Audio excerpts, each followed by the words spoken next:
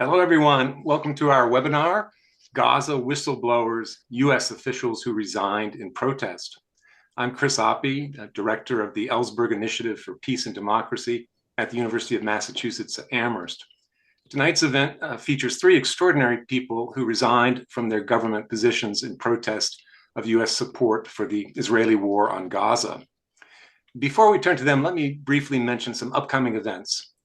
Next week, this year's Ellsberg activist in residence, Varshini Prakash, will be at UMass. She is a climate justice activist who co-founded the Sunrise Movement. And next Wednesday at 7 p.m., she will be speaking on campus in the Old Chapel. On March 13th, we'll host a webinar on the twin existential threats of nuclear war and climate change. And in April, we have a set of 3 webinars on the history and legacies of the American war in Vietnam to mark the 50th anniversary of that war's end. As a capstone event on April 30th, we are delighted to sponsor in person at UMass a reading and talk by the acclaimed Vietnamese novelist and poet Nguyen Phan Quay Mai. For more information, please go to our website, eipad.org. Our work is inspired by perhaps the most famous whistleblower in U.S. history, Daniel Ellsberg, a former government official who in 1971 gave to the New York Times and 18 other newspapers a 7,000-page classified history of the Vietnam War that exposed more than 2 decades of government lies about the causes and conduct of the war. Those top secret documents were soon dubbed the Pentagon Papers. For that act of moral courage, Ellsberg was indicted on a dozen felony charges, some of them based on the deeply flawed Espionage Act of 1917, and he faced a possible 115 years in prison. Ellsberg was the first person criminally charged and tried under the Espionage Act for giving classified documents not to a foreign agent or foreign country, but to the American press and people. And this century, there have been many more such prosecutions. After Ellsberg's trial was dismissed because of government crimes committed against him, he devoted the next 50 years to nonviolent activism on behalf of peace, nuclear disarmament, First Amendment rights, and a more democratic and restrained foreign policy. He died last June at the age of 92. If Ellsberg were still alive, I'm quite sure he would have reached out to our panelists to express his gratitude and to offer his support, as he did with dozens of whistleblowers over the years. He understood that truth tellers do not act in a vacuum, but are greatly impacted by their times and are often inspired by other truth tellers, as he was. He often said that courage is contagious. Tonight's discussion will be moderated by Kelley Vlahos.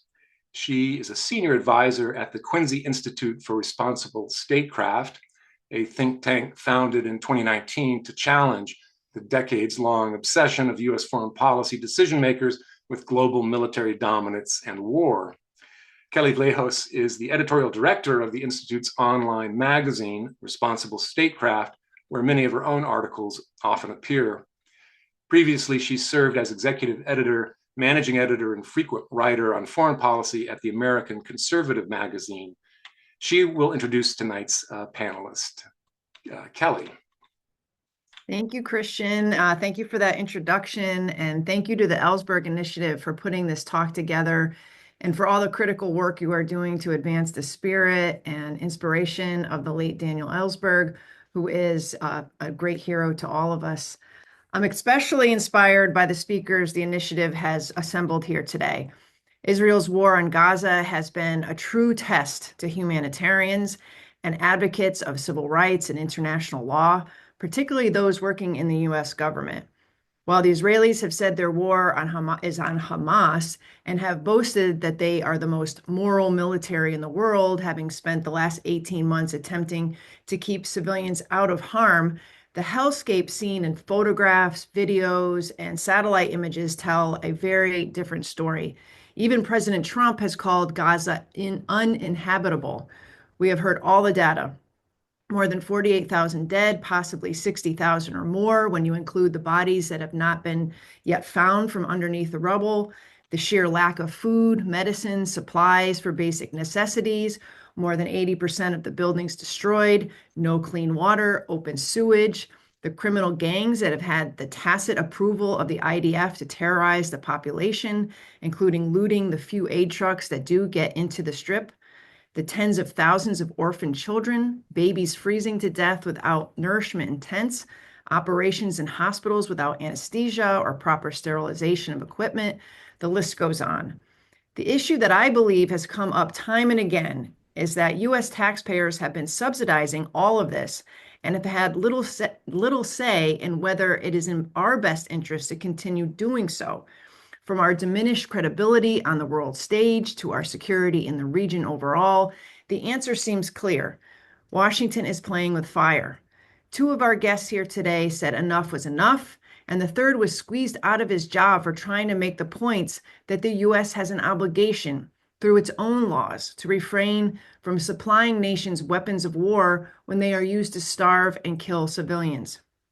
So I'd like to introduce them now, let them tell you their stories, and proceed to have a candid conversation about whistleblowing, taking a stand, asking whether their actions have helped, and what challenges that people of principle may face as the Gaza war has not yet ended and a new administration has taken the helm on the policy.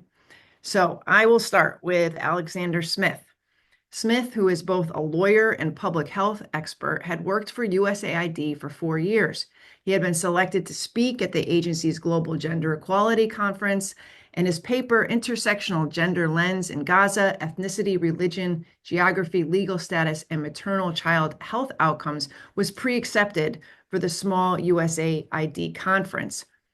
He was scheduled to present on May 22nd of last year.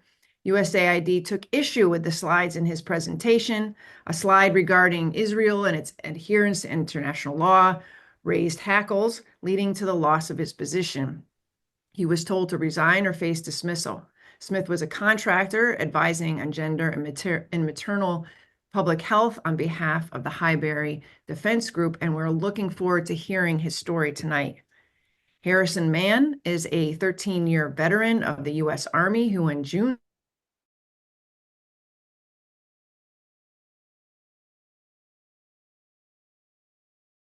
and an executive officer at the DIA Africa Regional Center. That's a defense intelligence agency.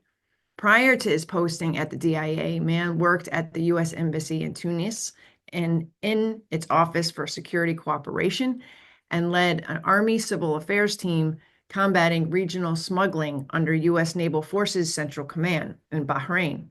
He began his Army career as an infantry officer and is now a military affairs fellow at Dawn and a senior fellow at Win Without War. And Annelle Sheline. In May 2024, Annelle resigned her position at the State Department, where she served for a year as a foreign affairs officer in the Office of Near Eastern Affairs in the Department of State's Bureau of Democracy, Human Rights, and Labor. There, she worked on promoting human rights in the Middle East and North Africa. She resigned, stating at the time that, quote, "I believe strongly in the mission and in the important work of that office. However, as a representative of the government that is directly enabling what the International Court of Justice has said could plausibly be a genocide in Gaza, such work has become almost impossible. Unable to serve an administration that enables such atrocities, I've decided to resign from my position at the Department of State. Today, Annelle works full-time with me at the Quincy Institute as a Middle East fellow. She is also a non-resident fellow and also a non-resident She is a non-resident fellow at the Arab Center in Washington and a visiting scholar at Georgetown University. So, I mean, I am in awe of my three panelists here, and I'm looking forward to hearing each of your stories and to get to know you a little bit better, and also kind of tease out what you're thinking about the current situation in Gaza, the current administration's policies, and some thoughts on whistleblowing and taking a stand in general. And I just want to mention to the audience here, if you have a question for one of our panelists or all of our panelists, please put it down in the Q&A, and we will be sure to try to get to as many as possible in the hour and a half that we have. So let me start with Alexander. Can you tell us, I know I did the broad, brush of your experience, but can you tell us a little bit about what happened to you and, basically just walk us through what you were doing for the government through the Highbury contractor and what you think really triggered your dismissal and how did that all play out? Yeah, great questions, and thank you for doing a lot of the heavy lifting with the explaining the set of circumstances. So yeah, as you said, I had been a contractor with USAID for 4 years. Contractors are indistinguishable from direct hires. We all sort of mix together and have USAID.gov email addresses, or had, I should say, past tense. Um, the work that I was doing was on gender and social inclusion and maternal and child health and nutrition and infectious disease. And in that position, I would go to developing countries where we had programs, and I would review the effectiveness of the programs. I went to Zambia and Nepal earlier in 2024, and was really good at what I do. Had found gaps in our programs and new ways to get TB drugs to pregnant women in Zambia, for example, and found better ways to make our programs efficient in Nepal. And generally speaking, I'm a very big fan of what USAID does around the world. Um, I also volunteered on the COVID-19 vaccine distribution team, getting 500 million doses of COVID-19 vaccines out to the world, and also worked on polio, and volunteered on the Ukraine Rapid Response Team, the team that was set up to rebuild Ukraine's health systems that had been damaged or destroyed during the war with Russia. And for those reasons, I had a good sense of what USAID could do and was supposed to do in times of emergencies and crises. And I found that USAID was not doing those same things for Gaza. We were sending food aid, which could get across the border, but we were not talking about rebuilding their health system. We didn't have the rapid response team set up. If we had, I would have volunteered for it again. And I kept asking leadership why we weren't doing that. I never got an answer. And it came to a head, as you said, in that conference where I attempted to give a presentation that was given the green light back in February. In May, I was going to present to a conference on gender and program efficiency. What I wanted to do with that presentation was to talk about maternal and child health and the impacts of starvation, of displacement, what we know from other conflicts that have happened before. In case anybody wasn't aware at USAID, I wanted very much for USAID leadership to take note that we know what happens to people, especially to maternal and child health in conflict. You see deaths from bleeding, infection, hypertension, the three main causes of maternal death skyrocket.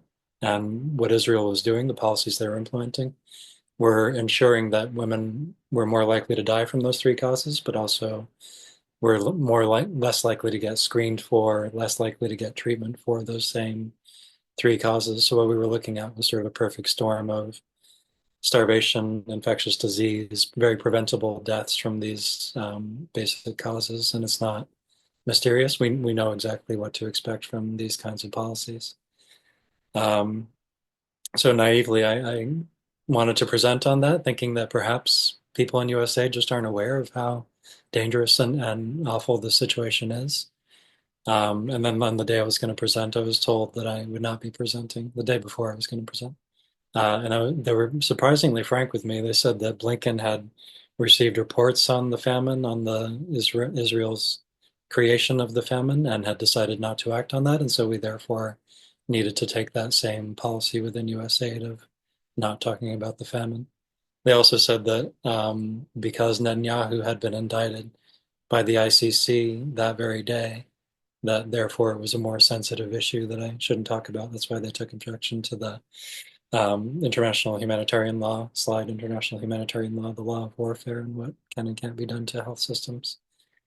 So Yeah, so I was told by the contracting agency that there was a difference in personalities after 4 years of very uh, starred and positive feedback and reviews of my work. I was suddenly told that I would be leaving.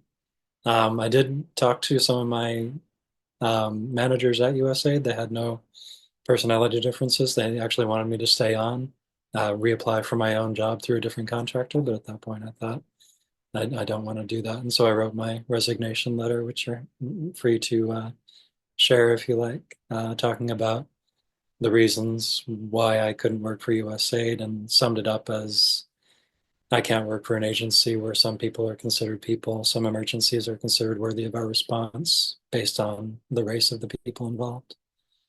So that's my story in a nutshell. I'm happy to answer more questions about it. So you didn't criticize the government or USAID directly in your slideshow. This was a matter of them not wanting you to say certain things or bringing attention to certain things. But it's not like you blamed anybody for any of this. Like you didn't go that far, did you? No, in my resignation letter, I certainly do lay some blame at the feet of Right. Samantha Power, who I knew from being a professor at the Harvard Kennedy School. I used to really be a big fan of her and go to her lectures. She certainly knows what genocide is and has still chosen today not to talk about the genocide. But no, you're correct. In my presentation, I was sticking only to public health data, to the facts. I was presenting what the baseline data was before the conflict, which was Mm. surprisingly positive. Gaza actually had a slightly better maternal mortality ratio than many neighboring countries and even the United States in 2023, 2022. So, and then, we can predict what it'll be now. It's going to be much, much higher. Were your colleagues surprised at the reaction to your slideshow and the ultimatum that you were given? Yeah, many colleagues were planning on attending my presentation. It probably would have had an audience of maybe 30 or 40 people. Um, and ironically, by stopping me from giving that presentation, I then went on to talk about it on CNN and Al Jazeera. So they probably didn't expect that, but that Yeah, was the outcome. exactly. So it went from an audience of 30 to a worldwide audience, basically. And I'm sure your remarks were a lot more pointed when you were the shackles Mm. were off, so to speak, on how you were speaking about the data. I was always very careful, however, not to impugn all of USAID. I always said in my interviews that I think USAID does great work. They do very valuable work, and as we've seen over the last few days, that work is sorely missed when it's gone. But I said on this one issue, they really do need to acknowledge that the famine is happening, that Israel is causing the famine, that the deprivation of basic medical supplies, oxytocics to prevent bleeding for pregnant women, that these were going to cause deaths, and they needed to acknowledge that. How much of a chill do you think your experience is having or had or still having on other people who are either working as a contractor or like Annelle, who are actually employees of the State Department? I mean, when they see somebody getting squeezed out of a job for a slideshow, I mean, wow, I can imagine everybody's kind of buttoning up and saying, well, I'm not going to go there in my slideshow or my report. I'm going to stay Mhm. right within the lines. Yeah. I was actually very proud. About 150, I think it was 200 in the end, colleagues did sign a letter internally to Samantha Power and the leadership saying that they objected to what happened to me. Um, but they didn't take that public, and I don't think there was a lot of talk of Gaza after what happened to me. Thank you. I want to go right to Annelle because she has a somewhat of a parallel experience in terms of like working for a government agency that ostensibly is supposed to be focused on these human rights issues. And you found that you too were, I don't want to say shackled, but there were limitations on what you could say and how um, concerns from people within your department and others at the State Department were not being listened to, that were sort of like blowing in the wind. Can you talk a little bit about your experience and why you chose to resign? Sure. So Excuse me, sorry. I I would the work that I was trying to do in advocating for human rights, as I wrote in my the op-ed I published at the time I resigned, had become really impossible because even though I wasn't directly covering Israel-Palestine, trying to advocate for human rights anywhere else in the Middle East, it- like what credibility did the United States have to do so? And to be clear, the United States already didn't have a lot of credibility as an advocate for human rights, but in particular, there were groups and individuals who had worked with the US government in the past, thinking in particular efforts to strengthen judicial independence, for example, that's under attack in places like Tunisia, or trying to protect journalists in Morocco or Egypt. Um, and so we meet with individuals that we had, the office had a relationship with, and we would want to talk to them about what they were facing, their own rights being abused, how we could support them, and they'd want to talk about Gaza. And we couldn't really say anything beyond just, well, that's not really, why we're here, despite, I myself and many other people in my office fully agreeing with their position that the that without talking about Gaza, it was fairly impossible, in particular, to put any pressure on any of these governments. So when we had a meeting with a counterpart from a Middle Eastern government trying to make any argument about human rights, they would just, kind of smile knowingly at us and just be like, really? Interesting. So it had just gotten to a place where it just was really impossible to try to do the work that I'd been hired to do. And as I've said in my resignation statement, that I wasn't initially planning to go public with it. I had not been at the State Department for very long. Um, and Kelley, you mentioned that I resigned in May. It was even earlier. So I resigned in March. And for me, as I mentioned in the op-ed, one of the things that had happened not long before I resigned was the immolation of Aaron Bushnell, which, came at a time. So, if people can kind of remember a year ago, the uncommitted movement was starting to gain some momentum in terms of trying to push Biden to address, Biden was still the candidate for one thing, trying to push the Democratic Party to take a different stance on Gaza. And you had an act of such horrific desperation as, this suicide outside the Israeli embassy in DC. And I think, so it was his act of great sacrifice and courage, as well as just being in touch with other folks inside the State Department who were really horrified by what's happening, because I had planned to resign privately. I had let it be known internally that I was going to resign privately over Gaza, but I wasn't going to go public. And colleagues said, please go public, just try. And then it did end up, I think, getting more attention, in part just because, there was this sense at that time of just like, what is the United States government doing here? And no one seems to be speaking out about it. So that for me, one thing that was particularly meaningful was the fact that after that, I was able to connect with Alex and Harrison and the other resignees, and it has been extremely meaningful to have them as a community. Although things do look different now, sort of under this new administration.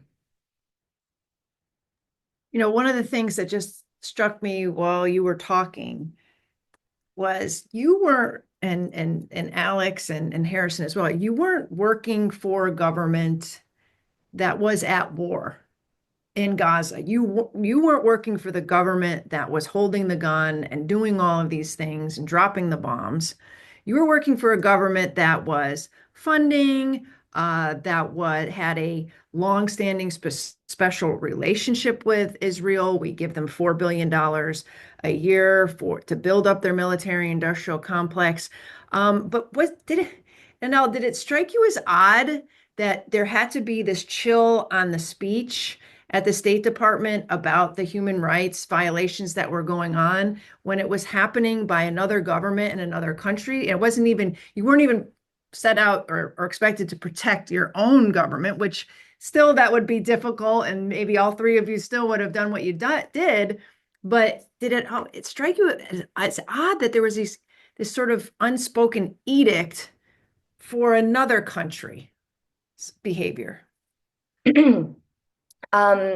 Yes and no. I mean, it is inherently odd, the nature of kind of the U.S.-Israel relationship. And as someone who has studied the Middle East for a long time, it's one of the questions I would get most often from people in the Middle East of just what explains why the U.S. continues to provide, and this was long before October 7th.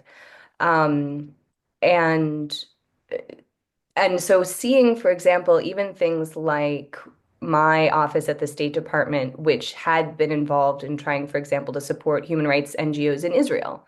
There have been extremely important work done by Israeli NGOs documenting human, abuses of Palestinians. But even something like that, which is central to what DRL does, supporting, these various NGOs across the region and across the whole world. But the fact that even that was seen as too politically nuclear to support a human rights NGO in Israel, or that it would get blowback on the Hill, or it got some media attention, such that it was walked back. Just the glaring exception of Israel, whether it's the work that DRL does, whether it's kind of the military partnership, whether it's the way that the U.S. allows Israel to not only, as you mentioned, build up their own military industrial base, but sort of to be like subsidized to do so, such that they eventually will, not only continue. I mean, they receive so much from the U.S. industry, U.S. military industry, but also we're subsidizing them to sort of build up their own, such that they become less dependent on the US, in many ways at the expense of American companies who profit from contracts that allow them to send materials to Israel. I mean, it is in many ways just so directly contradictory to the interests of not only the sort of broader questions of, the morality of the United States or the leadership of the United States, but just, some of these very, just, the big companies that usually get to direct so much of U.S. foreign policy, unfortunately, even Israel sort of trumps those relationships. So yes, I would agree that it is odd.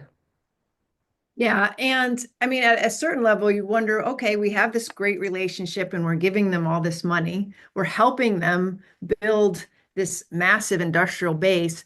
At some point, couldn't we have just stepped up and said, you might not want to do that? This isn't in your best interest to destroy Gaza and kill all these people. It seems like that even that to me would not be out of the realm of what a friend might do, maybe a little bit of tough love. I know this all sounds very naive, given the circumstances, but just because we have this special relationship didn't mean that we just turned a blind eye, but I think we just chose the latter, turn the blind eye instead of the tough love. So, Harrison, I remember when you resigned, I mean, obviously, really broke through the headlines because you're a member of the US military, and of all of us on the screen right now, I mean, it seemed as though, Annelle and Alexander are coming from more of the human rights, public health realm, but the US military seemed to be, it's expected to be apolitical for one and non-ideological, but also there was this sense, and there still is, that there's this very close cooperative relationship between the two militaries.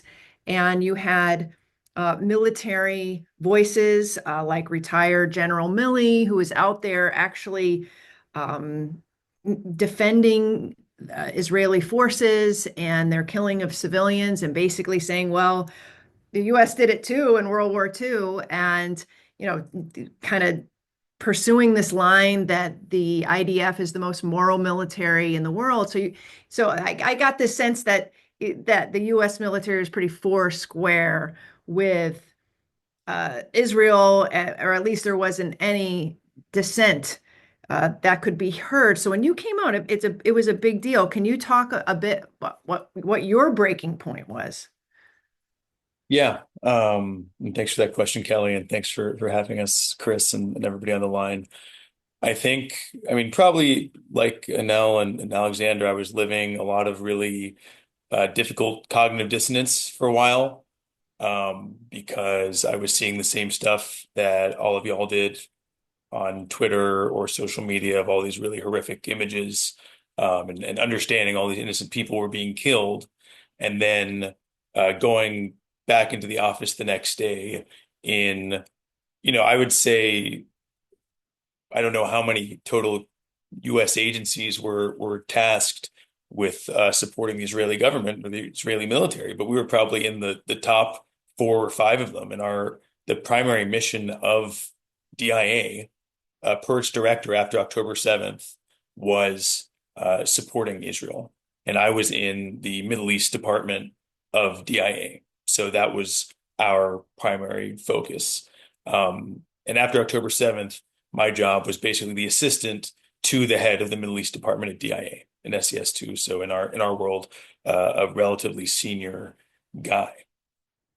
And so I'd see those images and understand that that was wrong the way you all did, and then go into the office and, people were working longer hours, but we were treating it like business as usual.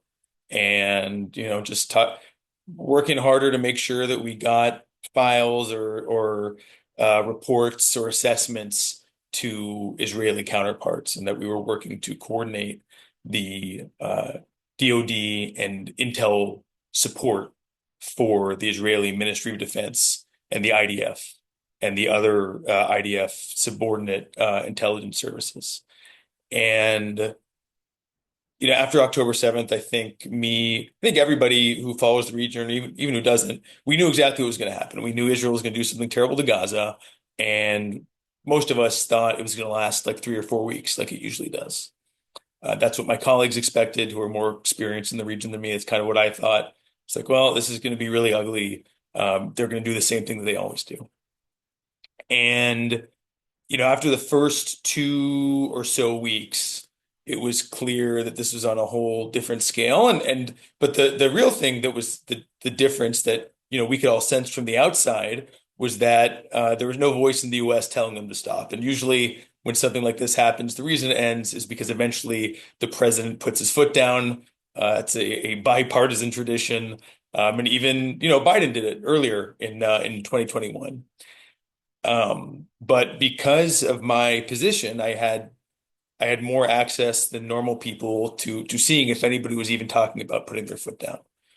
From the level of the NSC down to the DNI, the Director of National Intelligence, down to the head of my own agency, down to my own office. And I was looking every day while I was preparing, the brief book for my boss, and dealing with a lot of assessments and correspondence that would have told me if anybody was even considering moderating the level of support we were giving, either at a national level or within the intel community or within our agency. And I was also looking for a sign, okay, that wasn't coming up, and I was waiting and looking every day for any taste of that. Well, okay, we're not doing that. Are we at least recognizing the scale of the killing and the civilian suffering? And the answer to that was yes.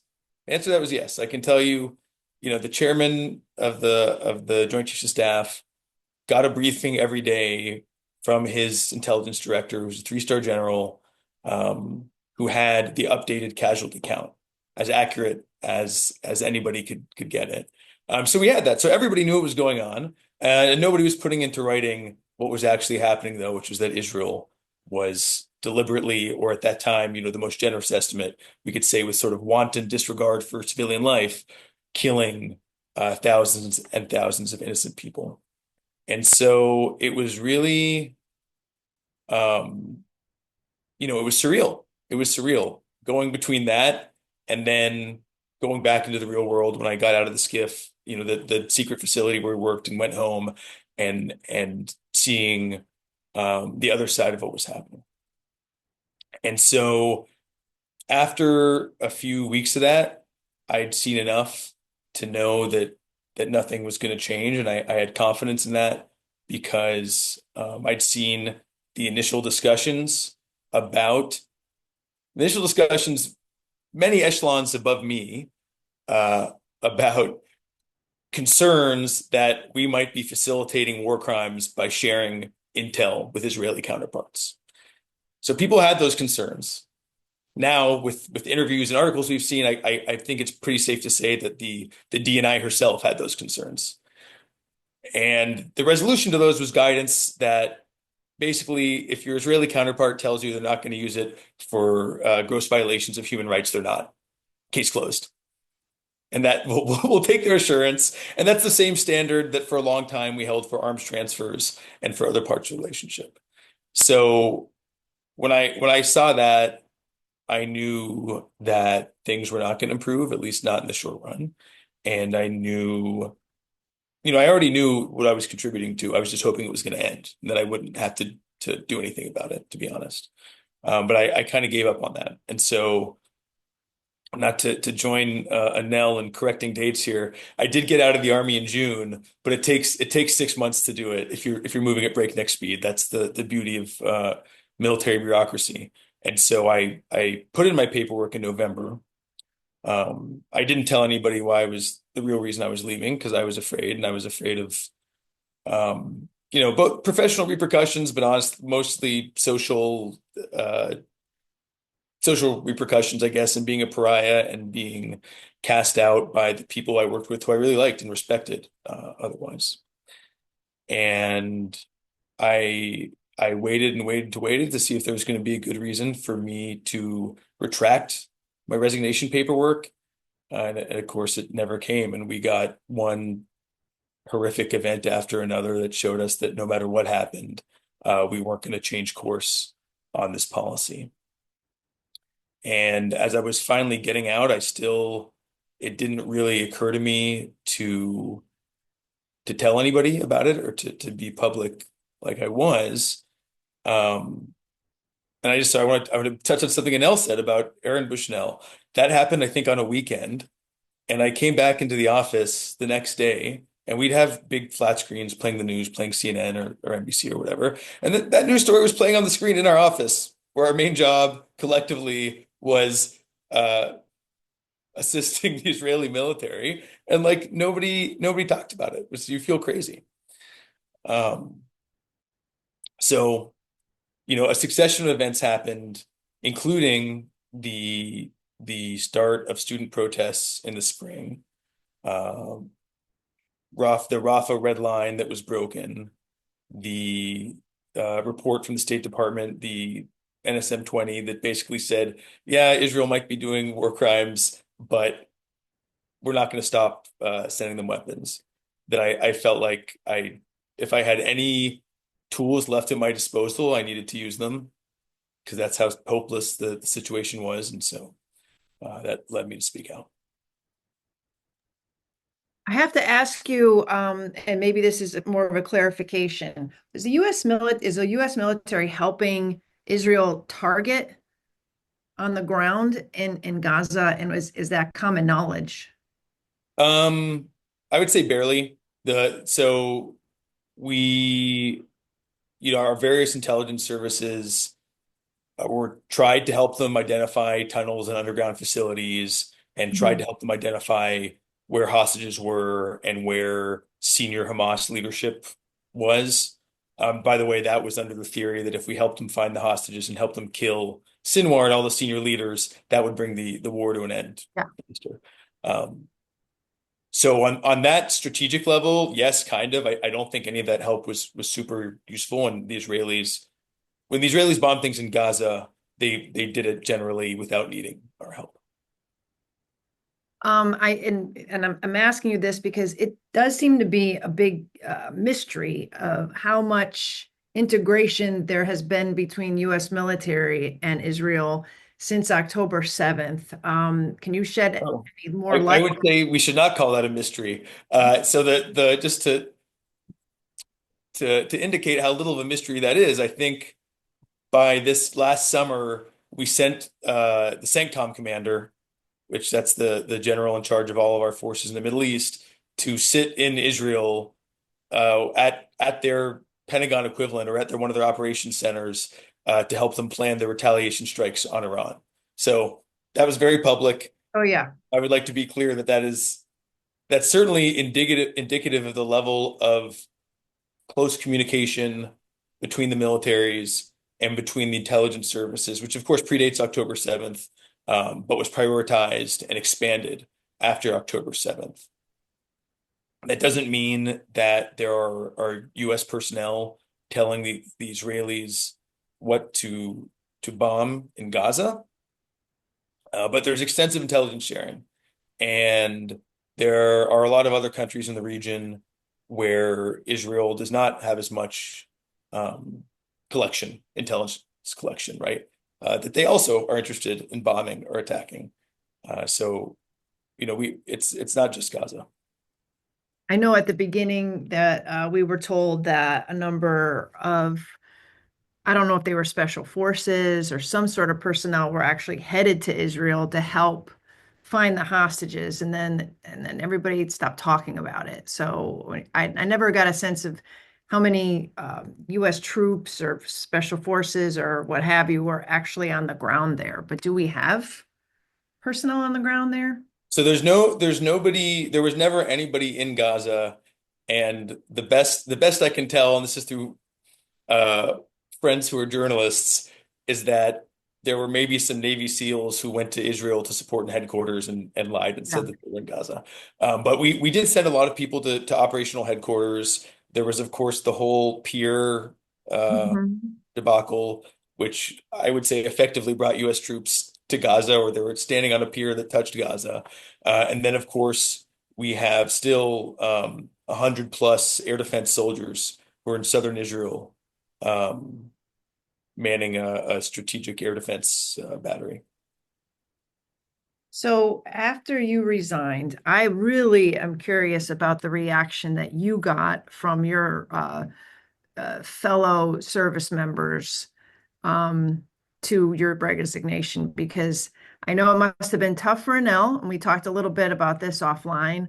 But that space, the State Department, where you had a lot of people who were really struggling, because many of them had come from maybe a human rights background, regional analysts, like, civil rights, international law, but they're maybe a little tougher caliber of folk in the U.S. military. Were they like, what are you doing? This is our job. What's your problem? Like, what kind of reaction did you get? Yeah, so to start with that, I want to go back to what I was saying about feeling this cognitive dissonance of like, oh my gosh, this tragedy is happening and no one's talking about it. And I I kind of thought maybe that's because everybody was okay with it. I didn't really Yeah. know. I was afraid to ask.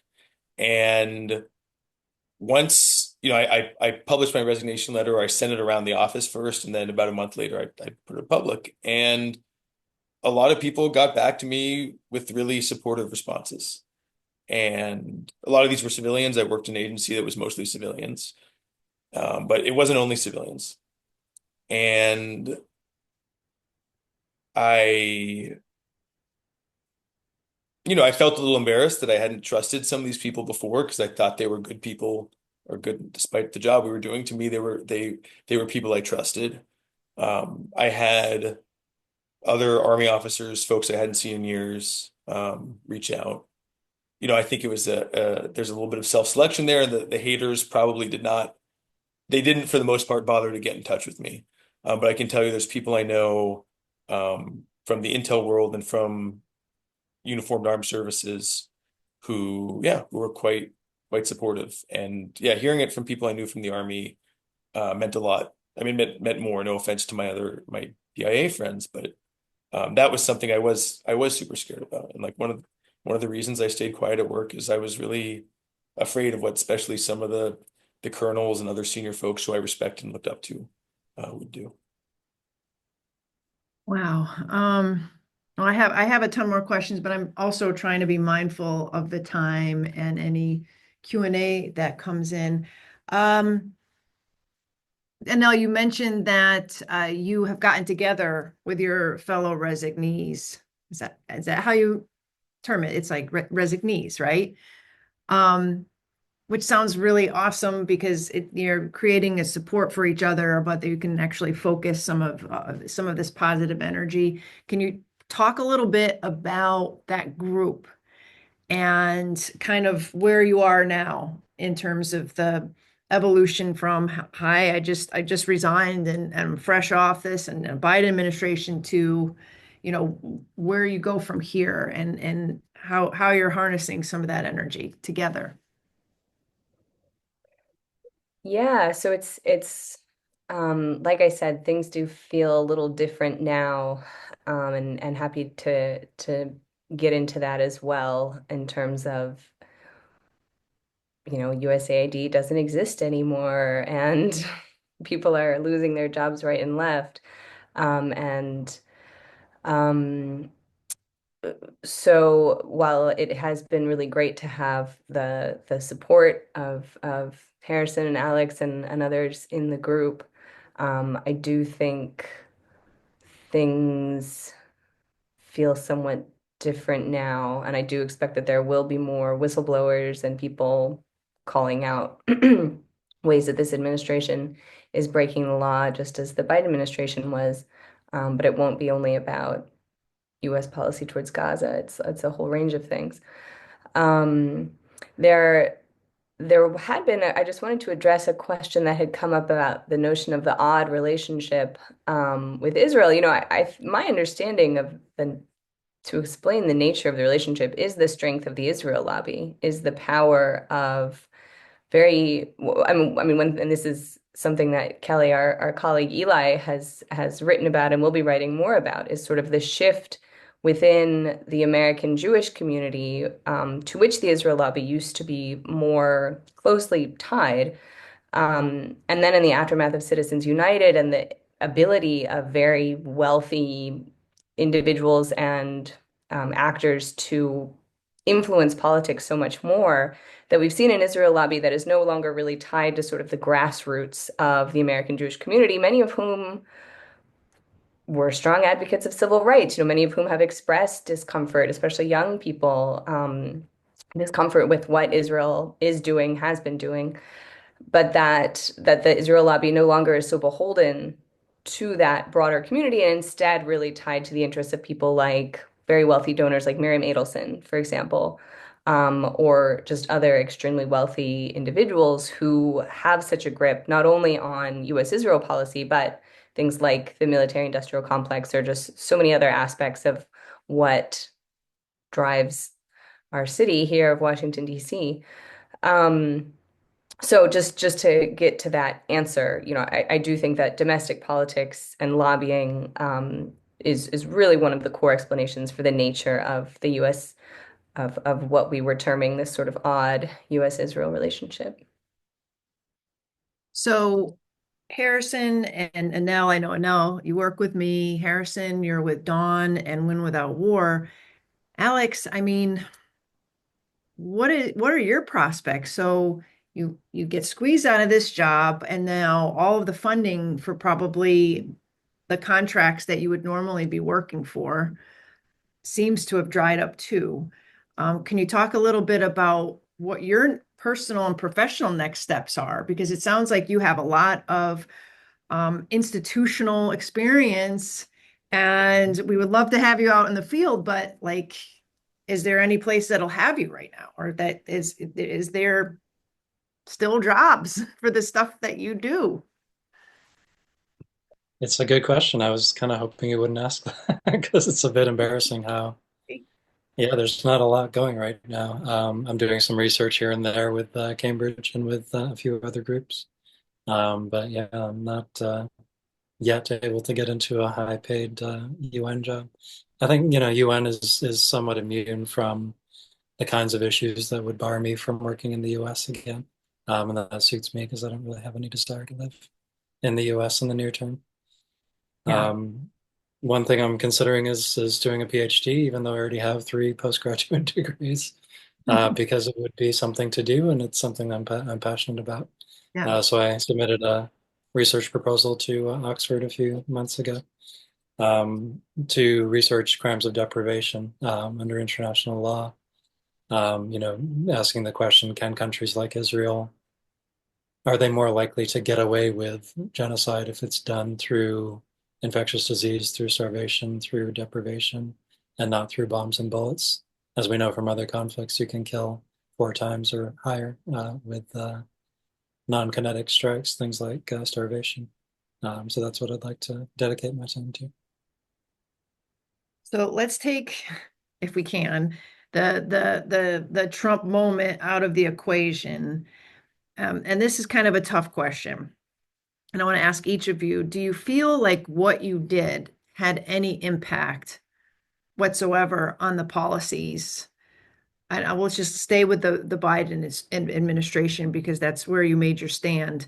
Did it help? Were you left frustrated afterwards? Were you expecting more people to do the same? Can you talk a little bit about that, the ups and downs? I'll start with Annelle. I mean, it had zero impact on the policy. I have heard from people,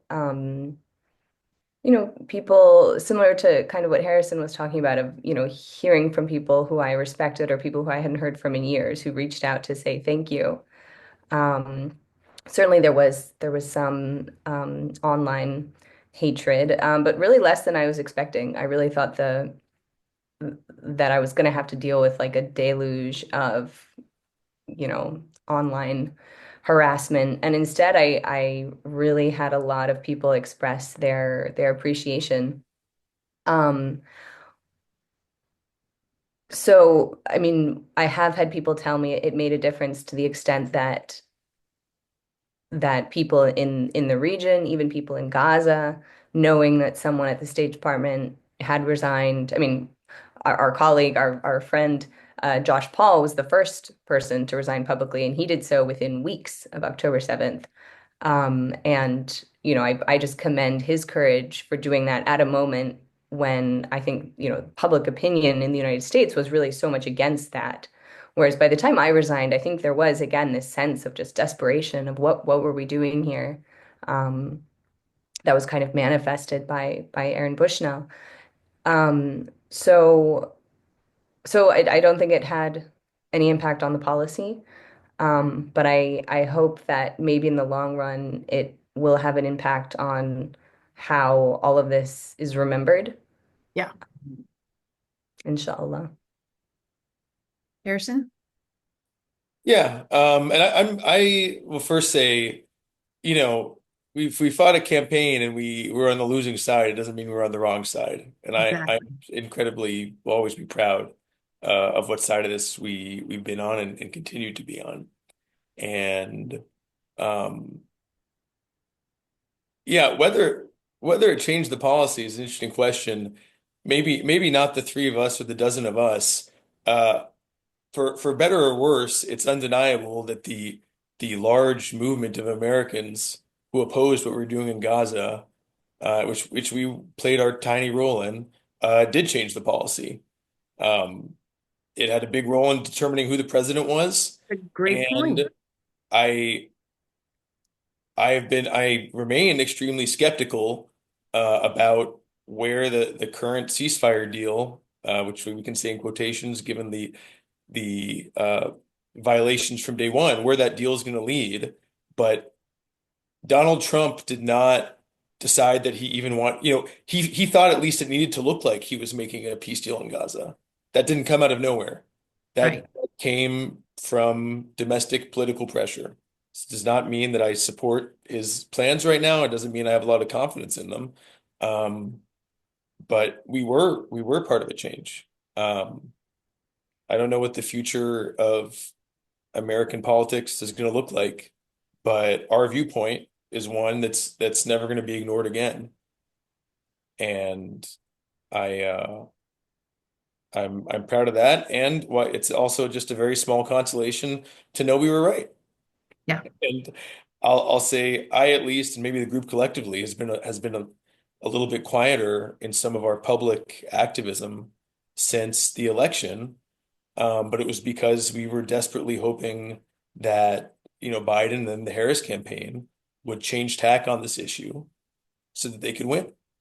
I'm not going to speak for all 12 of us here, but that's at least where I was coming from it. Yeah. Yeah.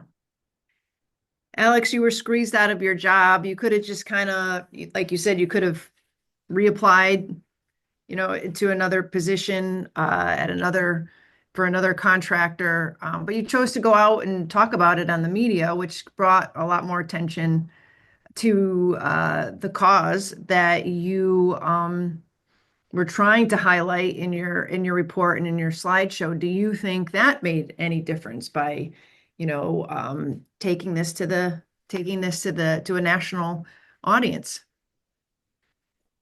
Yes and no. As Annelle and Harrison have already said, I don't think that me alone really makes much of a difference, but collectively, the 12 or 13 of us, plus, as Harrison said, all the people, the non-committed vote, the activists, the student protesters out on the campuses, raising their voices, all of us collectively will have an impact on the next cycle.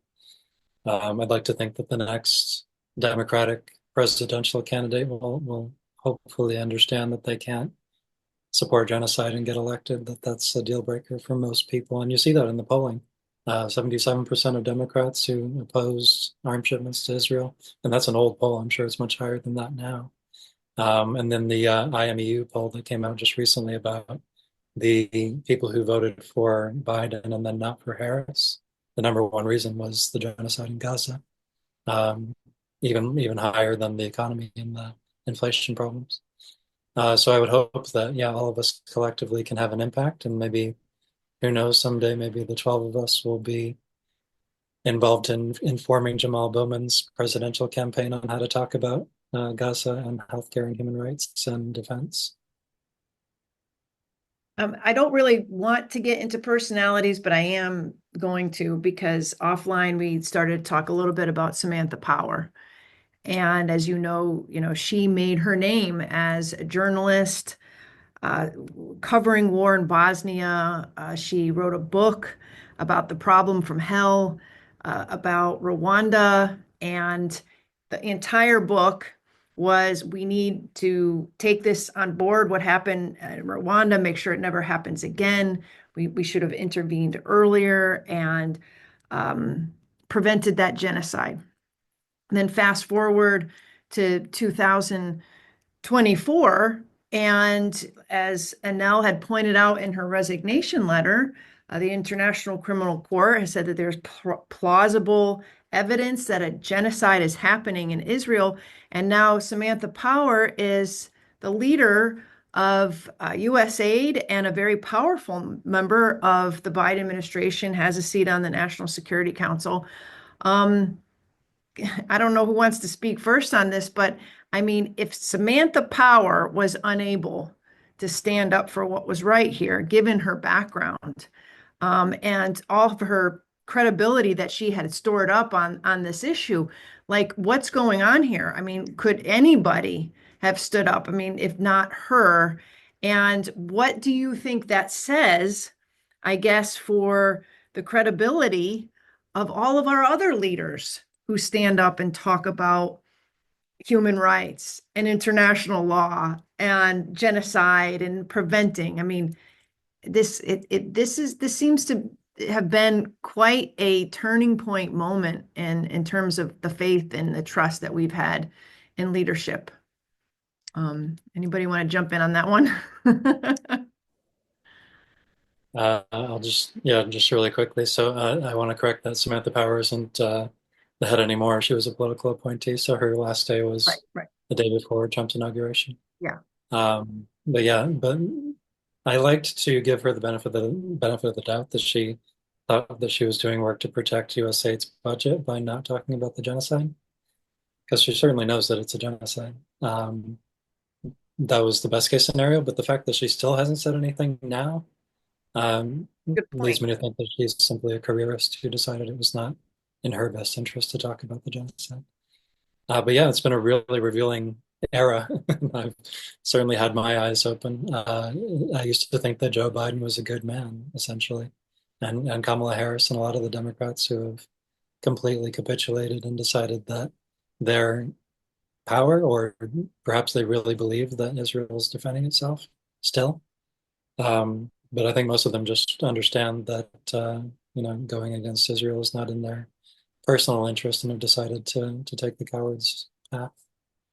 But that's been revelatory to me, so I would hope that many Americans have had the same awakening, that not just on Gaza, but on many issues, the Democratic Party simply doesn't represent our interests. Annelle, can you imagine a time when you go to the bookstore and you see the brand new book by Samantha Power about, retelling her time in the Biden administration? I mean, is that even a prospect? I mean, or does she sort of disappear into the mist of time? I mean, does she recover from this in terms of her credibility on this issue? I mean, another figure to highlight is Brett McGurk, who just started not only a gig at the Harvard's Belfer Center, but also, what I'm sure is a very lucrative job in as as a contractor. I'd have to look up specifically, but and he and Antony Blinken, Jake Sullivan, all of these people. I think it's really up to us and to the American people to determine to what extent these people are allowed to sort of move through the world and face Yes. zero accountability. Um, Thinking about the ways that the architects of the Iraq War were allowed to proceed and continue, and the war in Afghanistan, and the many other uh, horrific military interventions the US has been involved in. Thinking about people like Daniel Ellsberg, in whose honor we are gathered here today, and how, he suffered as a result, but very few of the architects of the Vietnam War were ever held accountable for what was done. And I also think of like the decision by the Obama administration not to pursue some kind of accountability or reckoning for what the Bush administration did, or even to roll back things like the authorization for the use of military force, which we continue to operate under and which Trump is now using as a justification for potentially bombing cartels in Mexico. Somehow that's related to 9/11. Um, so knowing that the centers of power are unlikely to hold their sort of other members of their circle accountable, it is up to people. And I do think that in an era of social media where people do have the ability to share and spread information much more easily than was possible during the Vietnam era, or even, at the time of 9/11, it is more possible to maybe hold some of these people accountable, or at least to not allow them to, kind of be able to, McGurk show up at a Harvard event and not face protesters. I mean, I very much hope that he does face a lot of protesters. Yeah.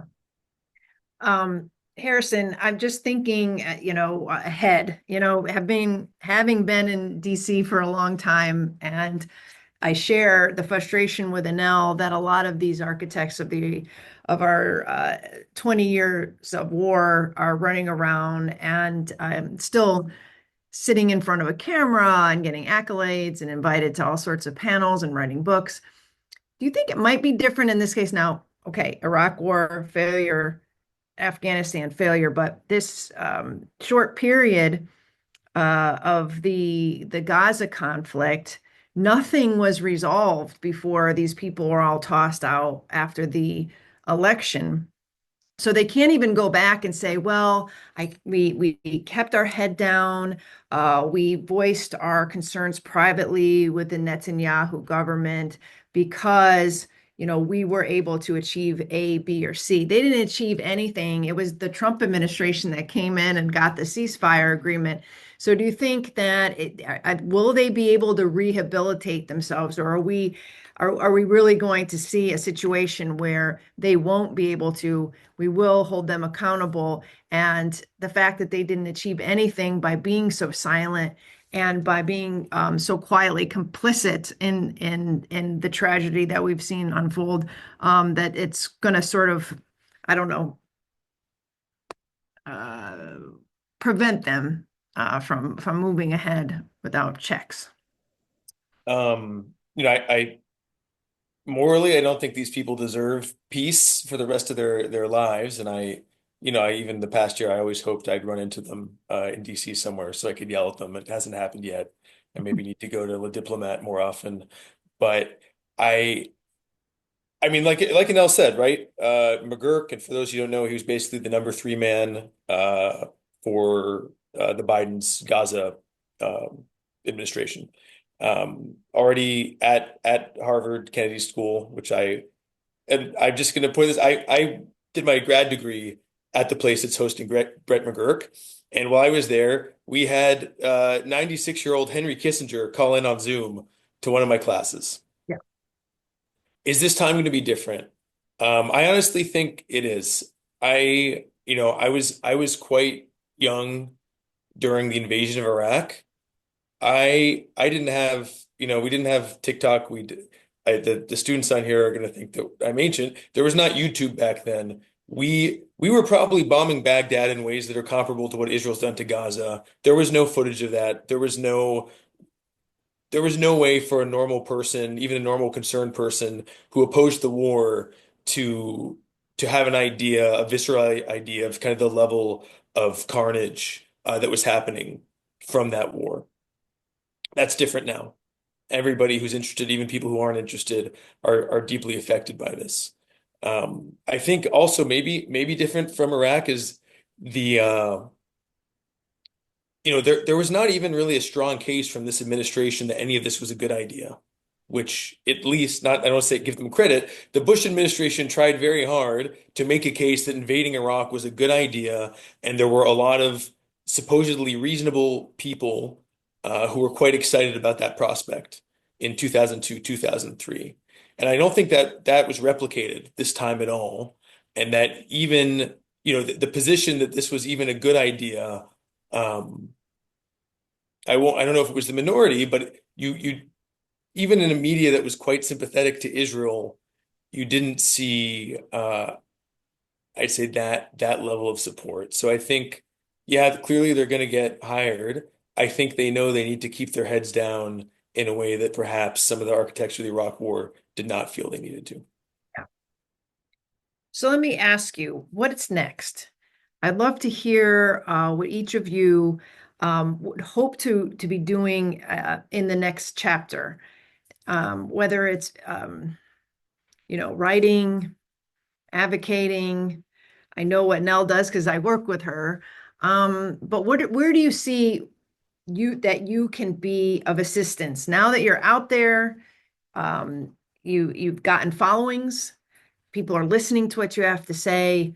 Can you talk a little bit? And maybe I'll start with you, Harrison, because I'm really curious. As a former military, like, where do you see that you're most needed right now? Like, what will you be doing in this space? Yeah, I mean, I would say the Gaza conflict has clearly followed us home. I don't mean me personally, though it has, but as a country. And it is one of the causes of the changes, the awful changes that are happening domestically right now. And I think it's going to be very hard to find any of the solutions that we hope for in the Middle East or anywhere abroad until we come to some kind of resolution. I don't know what it's going to be, but of the dismantling of the government that's happening right now. And Are you? so I I think Annelle and Alexander and everybody else who resigned shares this with me, is that we felt like we needed something was wrong, and we needed to use the limited tools at our disposal to do something, even if it was just talking about it, which was all we felt we could do. Um, I'm still looking for what that solution is for the series of crises that we're in now. In my current job at Win Without War, my big project that I'm doing next week is an event that's meant to convince Congress to understand why it's a bad idea if we bomb cartels in Mexico, because that's something that's on the table now. And I feel even that is the least of our worries. So I think, there's the people who are on this call are probably people of conscience and people who care deeply what happens around the world and what the United States does around the world. And I don't think we should stop caring about that. And as Annelle mentioned earlier, I'm still very mad about Brett McGurk, and I will do what I can to hold these people accountable. I'm not losing sight of that amidst everything else that's happening.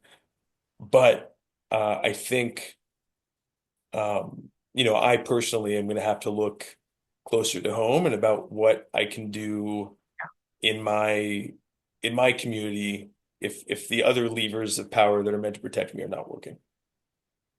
Alex, I mean, we have a president who declared a few weeks ago that he wants to clear out Gaza, rebuild Gaza. Palestinians may be able to come back or not, given what day he's talking about it. Some people believe he was just pressuring the Arab nations in the neighborhood to rebuild it themselves, and he's basically threatening them. But okay, let's just say that he helps Israel initiate the ethnic cleansing of Gaza as a policy. What are your thoughts about whether or not there is an architecture of opposition that would be capable of jumping in at this time? I mean, we spent a year trying to stop what was going on or more than a year, in Gaza. People had to quit. You were squeezed out of your job. Now everybody's out of a job who are working in this realm. Do we have what it takes to put pressure on the Trump administration to not engage in a disastrous policy of that kind? I mean, wow, did he just wipe out all the people that could be, properly opposing such policies? Yeah, and to be clear, the policy that he's proposing, it's been really disappointing to see it described in the media as like a bold plan, or, describing Trump's plan to get all of the people out of Gaza. These are crimes in international law. Right. When I was in law school, I took courses in IHL and then briefly worked at the ICC. So forcible transfer is a crime under the Fourth Geneva Convention and also the ICC statute.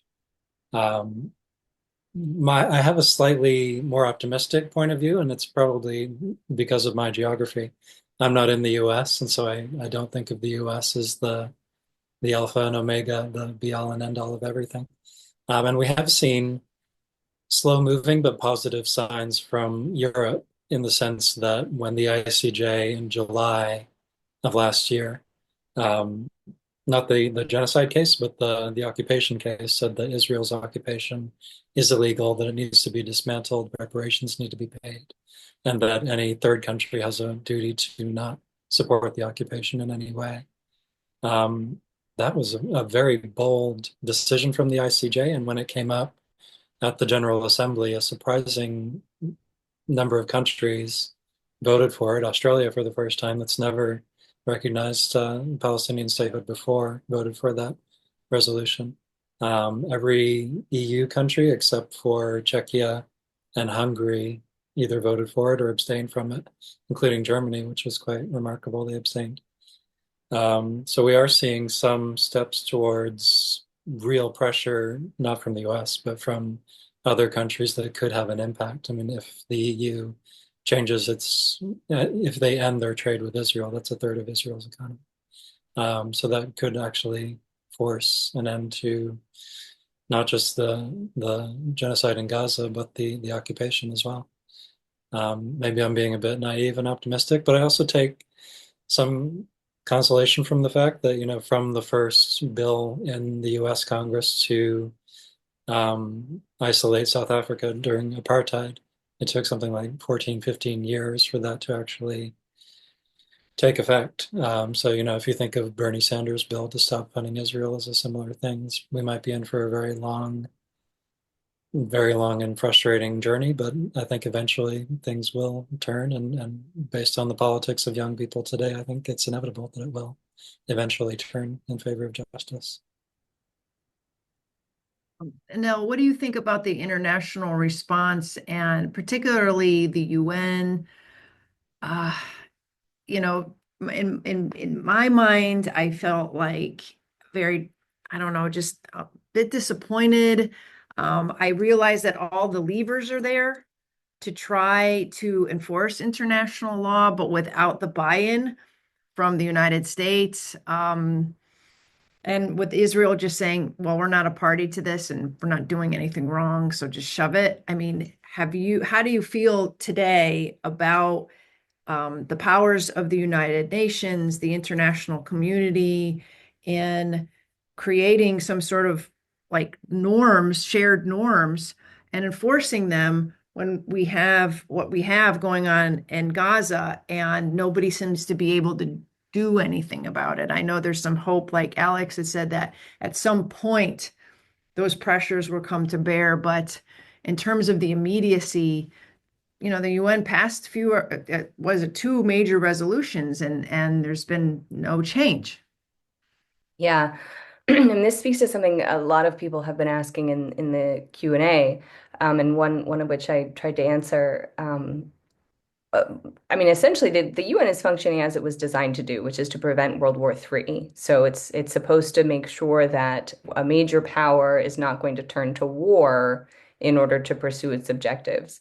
And thus far, we have not had World War III, luckily. But I do think that the war on Gaza has demonstrated a global hunger to reform these institutions, to rethink things like the power of the UN Security Council, in particular the veto, the very limited membership of, countries, and just thinking more broadly, the demographic trends, the membership of who has this veto power on the UN Security Council no longer reflects sort of the reality of humanity. And so I do think that there's pressure building for reform of that, but it will continue to have this inherent tension between wanting to prevent another conflict on the scale of something like World War II, or what would be worse, because it would be a nuclear confrontation, and achieving justice and accountability, which the UN was not designed to do. I do think that before all of this, like, I was aware of the ICC, I was aware of the ICJ. I couldn't have told you much about them. I couldn't have told you much about human rights law. And I do think that it has really made it so much more salient. People are looking this up. They have a much better understanding of what these institutions are, or at least they've heard of them. And I think it has contributed to this demand for rethinking, the fact that this rogue state empowered by a superpower could carry out genocide in full view of the entire world, documented by its own soldiers.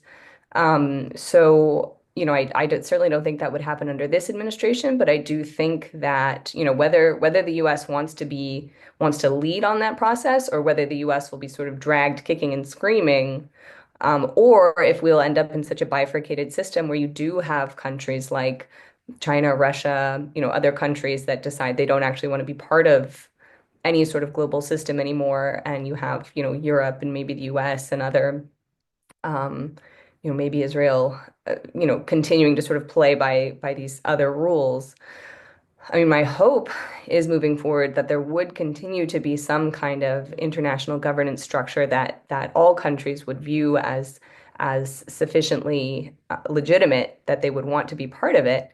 And your point about, how do we strengthen these norms of human rights? I mean, norms, they're, I think in many ways, like the norm of human rights protection remains strong because people keep talking about it. People are outraged by what's been done. And so I do think that although it is horrifying to observe the ways in which it has not been protected, I do think that it has reified for many people the horrors of when a population is sort of treated as subhuman in such a public way.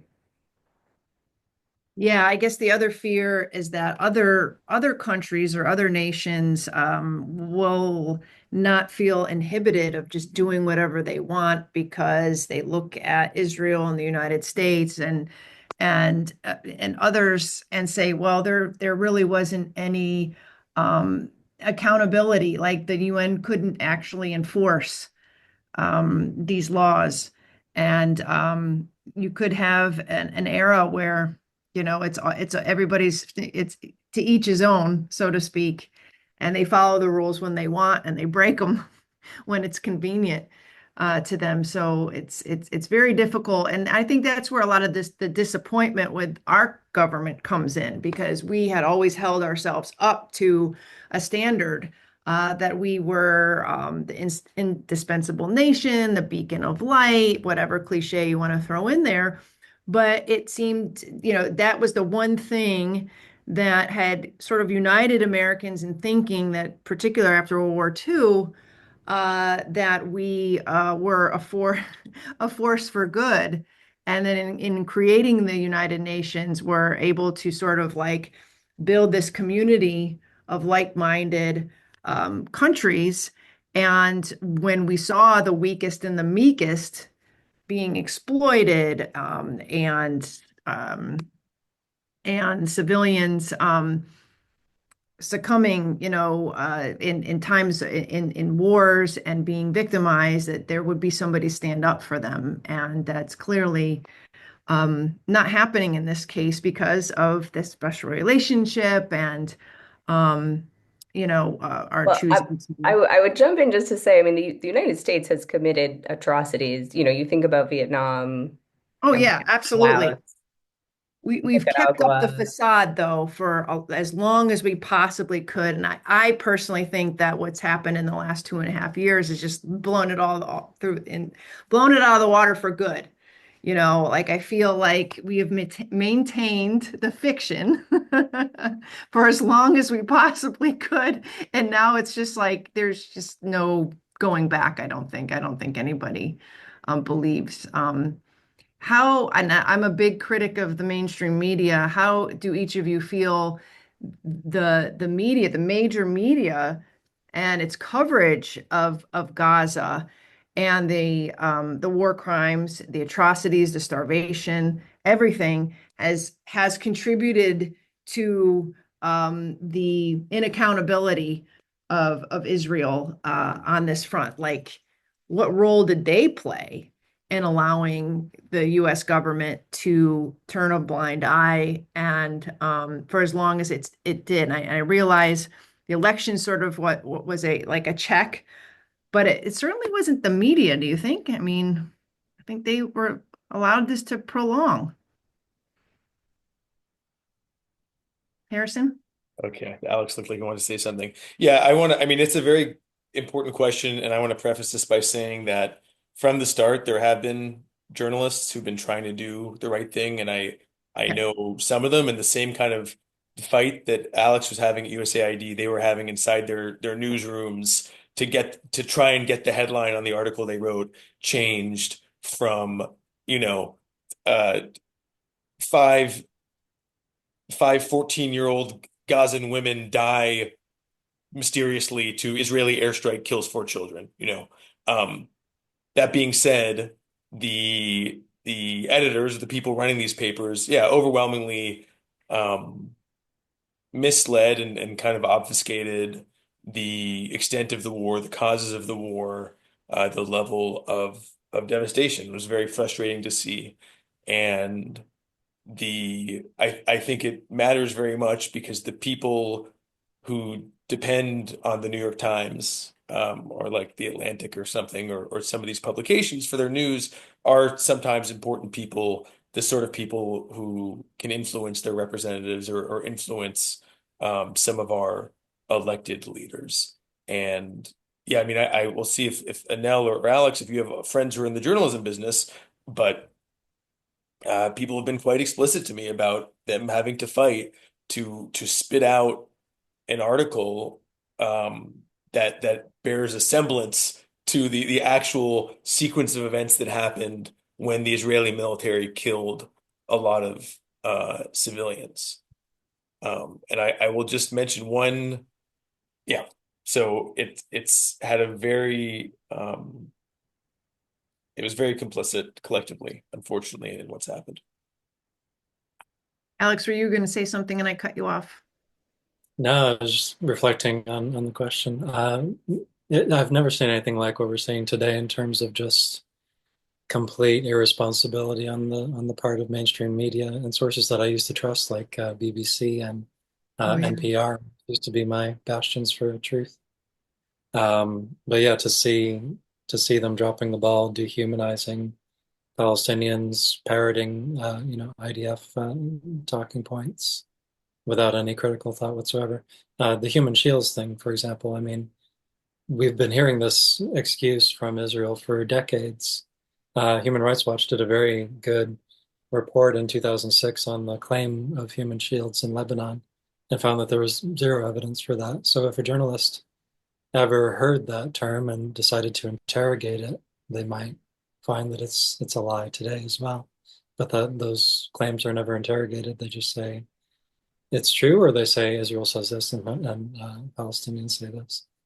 And it was very disappointing to see the many Palestinian journalists who are on the ground reporting on what's happening to them firsthand being ignored. And you would see people say there are no journalists in Gaza. They mean there are no foreign journalists, but there are journalists. But as Harrison said, you can see that battle taking place in some institutions like the New York Times that is famous above all others for dehumanizing headlines where they will say some Palestinians died when they have been, intentionally targeted and killed. And yet the New York Times came out with, I think, the best article I've seen in the last year, which was 65 physicians just talking about going to Gaza and what they saw firsthand. And, how many of them saw children shot in the head, how many of them saw people being starved to death. So yeah, there certainly is a battle going on. I wish there was more bravery within media organizations, but we haven't really seen that en masse. Especially when you consider how many journalists have been killed. And that's completely ignored. I mean, you'll see a throwaway line here and there in the mainstream press quoting the number, but there doesn't seem to be the outrage you would think from the Fourth Estate here, which is usually pretty focused on itself. And that's been ignored, as well as the banning of Al Jazeera from both Gaza and West Bank. So an entire news organization, the best news organization on the ground there, has been banned. And you barely hear a word about that here in the United States. And now, what do you think about the media coverage? Do you have some mixed feelings too about how well they've been doing or so much? I mean, I think the mainstream media has been a crucial factor in the manufacture of consent, and it's part of, they've recognized that the move to ban TikTok reflected the fact that it was radicalizing young people against Israel and in favor of ending the genocide. That being said, a friend of mine lost his job at the Wall Street Journal because he refused to continue to sort of toe the line that was required. I know that's been the case for many journalists. And in general, the fact that, I noticed in my op-ed at the time, I think 90 journalists had been killed as of last March, and now I think it's 194. And at the time, when I noted that, it was more than had been killed in any other conflict since records of journalist deaths. It's more than doubled since then. And so I do think it's fairly atrocious, the fact that mainstream media outlets have not been calling out the way that journalists have been targeted. Similarly, healthcare workers being targeted or humanitarian workers being directly targeted by Israel. that being said, I did just see that I was unaware of this, but there was Doctors Against Genocide just staged a big protest today in Congress, demanding, you know, this administration change its policies on Gaza. So, you know, I do think that it's this and other issues that are contributing to undermining of trust in media. I mean, this certainly didn't start with Gaza, but it did not help that issue. And, you know, as someone mentioned in the chat, you know, now this administration is trying to go after media organizations simply for doing their job, not in any way drawing attention to what's happening to Palestinians. I think we're running out of time here.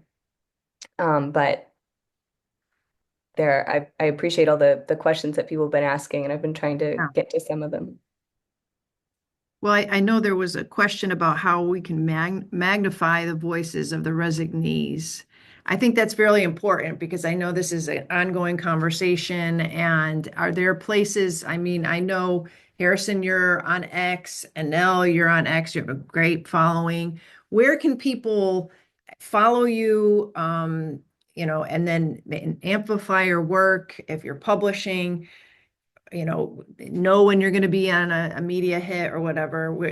Can you each just maybe a final word on like where we can keep up with you?